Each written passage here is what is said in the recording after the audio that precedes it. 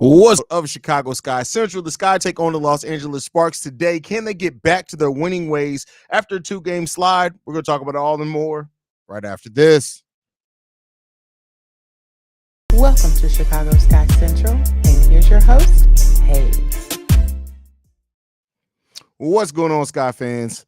Man, we got a game today against the 2-4 Los Angeles Sparks. This is a game where the Sky's defense is going to be even more important. And we're got to see if the Sky can kind of get back on track to how they were playing more with their offense and their defense. Their defense took a bit of a slide the last couple of games, but even bigger than that, it's been the Sky's, sloppy offense, the turnovers, things like that. They got to get those things underway. Sky come into this game favored for those that do bet or care about that type of thing. But ultimately, the Sky have to get back to playing the disruptive brand of defense that we know that they can. Second in the league in steals, right? We know that they are one of the best rebounding teams in the league on top of all of that. They're top 5 in the league in blocks. We got to get to that defensive identity if we want to have a chance against this Los Angeles Sparks team. Like I said, this team is 2-4 on the season. Still a very talented team. Having Cameron Brink come in the building is going to be important to watch, a rookie matchup to be able to watch and see this game and how the Sky perform over it.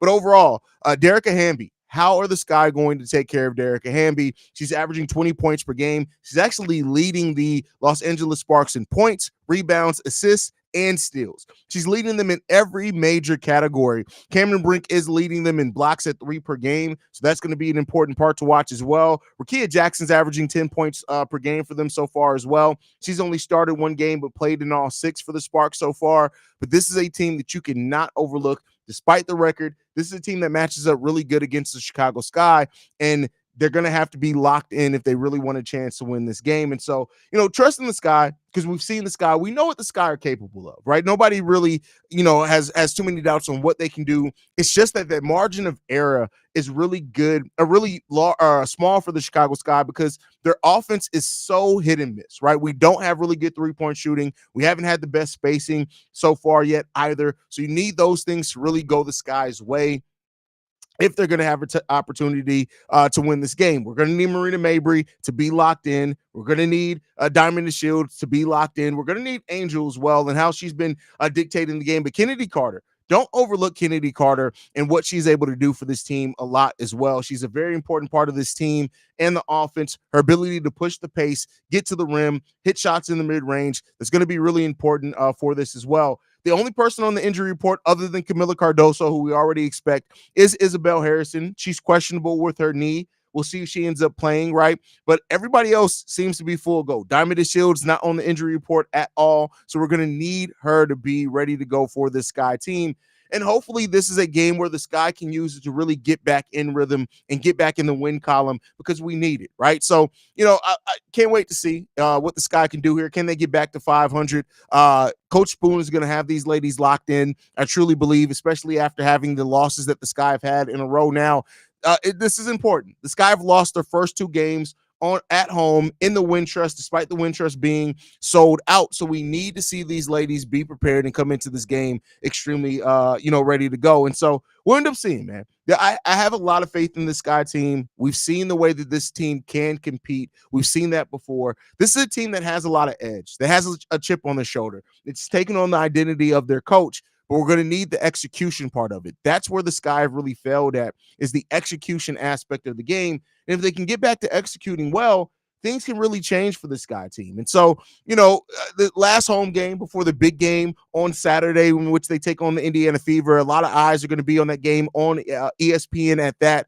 But we need the Sky to be locked in this game. There can be no ifs, ands, or buts.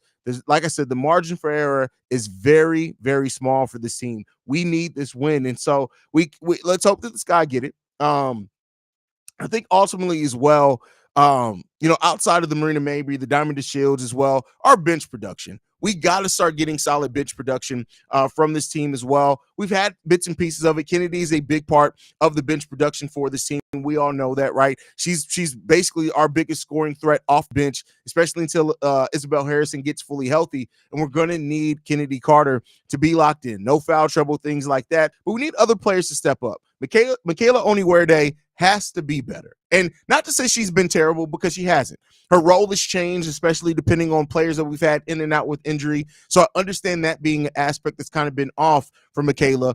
And I don't want to take that away, but her ability to be that Swiss Army knife off the bench. She doesn't have to score 10 or 12 points. She doesn't have to get 8 or 9 rebounds. She doesn't have to get 2 or 3 steals. But if she can fill up the stat sheet, which is what we know is in the realm of possibility for her, get us 6, 7, 6, 8 points, right? Get us 4 or 5 key rebounds on top of that. Get us a 1 or 2 assists, right? Those type of things are what we need from Michaela Onyenwere, especially as this bench has been kind of fluid right now. We haven't gotten consistent production off our bench.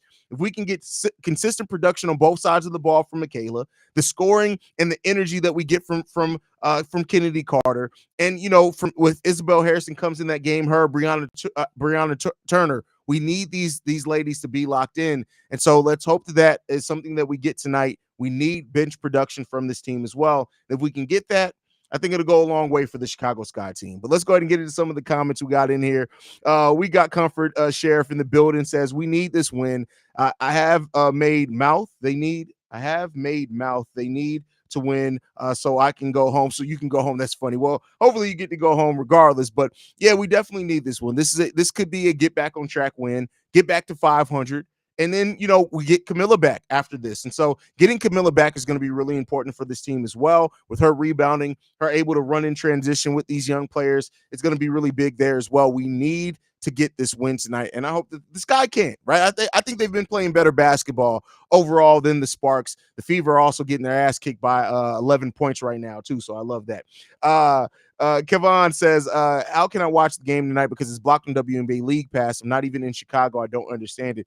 That's crazy if you're not in Chicago and it's black. Well, are you in Indiana? Where are you at?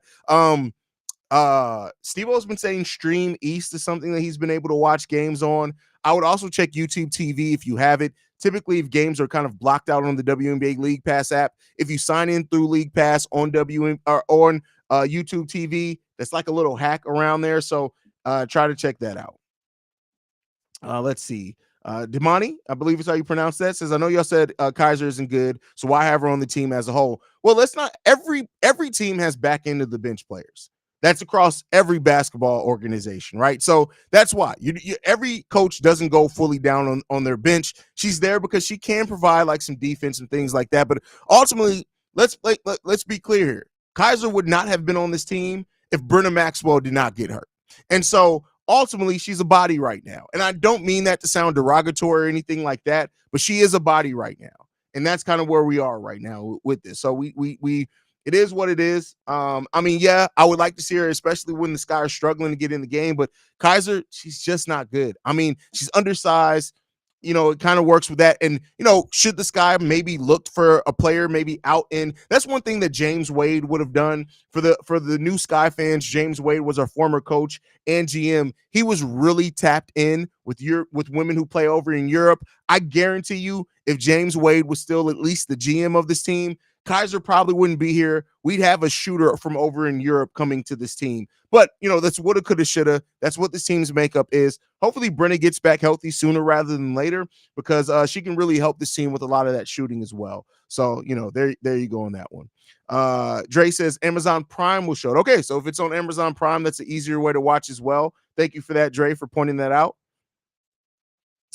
Trayvon says, yo, I love your guys' coverage. Thank you, man. Like, we've been here. This is our 3rd season around. So we're not one of the new Sky podcasts. We've been around for a while. And it's nothing but pure love of the WNBA game and the women's game overall. Steve-O, he's not here today. He had some personal things to take care of. He's one of the best minds you'll find about women's basketball. He down to college, everything. When the offseason happens for the WNBA, we've always kind of gone dormant during the offseason. But if you guys are interested, we can do some women's college coverage as well, like during the offseason when the WNBA isn't in season. So let us know that. We've said that this channel, we want that to be reflective of what the fans need and want.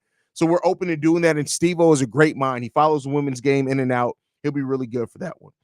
Let's see what else we got. Why are these effing games so hard to watch? It's like the league wants to be elusive. You have to subscribe to multiple apps. Listen. And I don't say this to be like elitist or anything. I'm kind of used to it because honestly, I've been a WNBA fan for probably almost a decade at this point, and it's always been like this. Even before apps, it was like, oh, it's on Ion. Oh, you remember when they had that failed time when they were airing games on Lifetime? Like, I never watched Lifetime a day in my life other than to watch WNBA basketball. So like, it's just something that comes with the league. They're renegotiating the CBA at the end of the season, and I really hope that the TV contracts get a lot better for the WNBA over this time. I had floated something around. So we know that the NBA next season is the last year of the NBA on TNT. I hope that maybe the WNBA is like, hey, TNT, I know we're not the NBA, but you guys want basketball coverage, we can go there.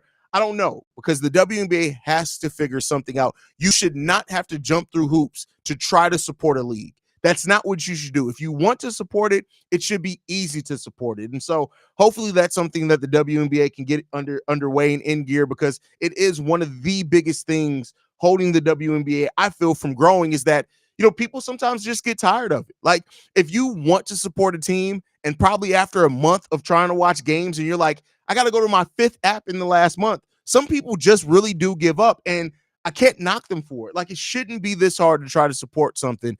And hopefully this is something that the WNBA really, really looks at. They have to get their streaming rights back. I think if the WNBA can at least get the streaming rights to where every game, regardless if it's aired, other than like if it's aired on ESPN or something like that, if they can get that on their app, that's going to go a long way as well. They need to start making some deals with some of these other networks that have the broadcast rights as well. So hopefully that's something that the WNBA is looking into, because it's really, really, really difficult to support the W when you're trying to find games, and it's just difficult to find it. It sucks, to be 100% honest with you.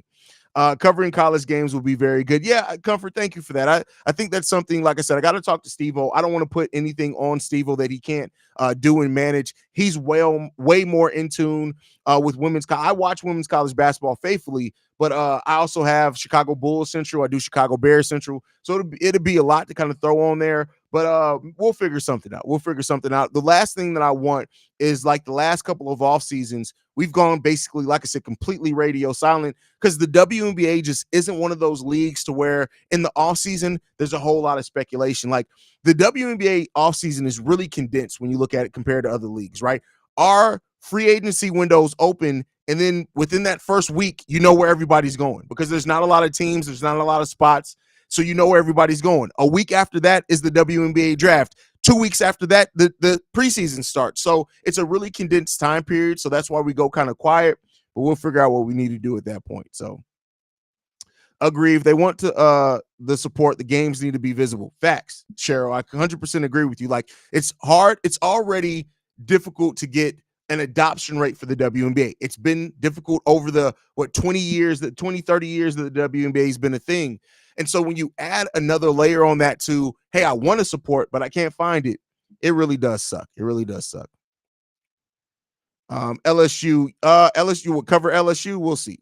I think they're doing something with playback TV as we speak. So I do have a playback TV for the Bulls and well, not the Bears, because they don't do NFL. And so, yeah, I've gotten that communication from playback that they are very close to having something locked in with the WNBA. And if that happens, it'll be a lot easier to watch. So let's hope that they can get something with playback TV. Playback has become a really great resource as well over the year and a half, 2 years that it's really kind of popped on the scene. I love what playback's been doing as far as like adding a different layer for content creators and for people who want to watch sports. So got to give a lot of love to playback and what they've been able to do over there. So, but yeah, overall, to get back to the game, defense. We know that's where the Sky have to hang their hat on, and they're going to have to do that against this team. You got to watch out for Cameron Brink as well. While Cameron hasn't really had a bunch of scoring for the Sparks, it's not really her role as of yet. Defensively, Cameron Brink is a dog, right? And her timing on those blocks, I can't wait to see, like, if we get some matchups between her and Angel in a game like this. But Cameron's playing really good, man. Leading the league, I think, in blocks. I think she's leading the league in blocks per game. But even when you look at her raw stats, 9.5 points per game, 5 rebounds per game, 2 assists, still and a half per game, 3 blocks. Like, yeah, those aren't the stats you look at and you're like, oh my God, it's crazy. But she's still balling. And Rakia, 10 points per game as well, too. Like, you got to watch out for these ladies for sure. So, and hopefully the Sky are ready and prepared for it defensively, because we know what this team can be defensively. We've seen it. And it's great. It's beautiful basketball to watch when the Sky are in that rhythm defensively, and it makes our offense easier, right? One thing that because the Sky team does like to get out and run, when we play sound defensively, when we're stopping teams from getting buckets, when we're getting block shots, when we're getting those defensive rebounds, or, the Sky are second in the league in steals per game, we get out and run. And when we get out and run, we get creative. So that's something that this team needs to try to do really solidly as well in a game like this against the Sparks. You do not want to let the Sparks defense set in. If you can attack the Sparks defense before it has a chance to set up, it's going to really go well for the Chicago Sky in a game like this. So we got to have it going. We got to keep our heads about ourselves, and we cannot allow ourselves to get frustrated in this game. So many times over the last 2 games have the Sky allowed either the officiating, either tough plays, whatever, to get in their head. You cannot allow that in a game like this. You got to keep your composure. You got to play well. You got to go through your offense, and you got to make routine. You cannot get out of yourself. Play well, focus, and let's see the Sky team get a dub, y'all. But that's what I appreciate and hope this team can do, man. I appreciate you guys for showing up and supporting the channel like we do. We're about 8 minutes away from game time, so I'm going to go ahead and end the stream. I'll be back at post-game show at least. Maybe we'll do a halftime hangout. I'm solo all today, so we'll see about doing a halftime hangout. But I love you guys. Let's get this dub, Sky, and I'll see you guys after the game at the very least.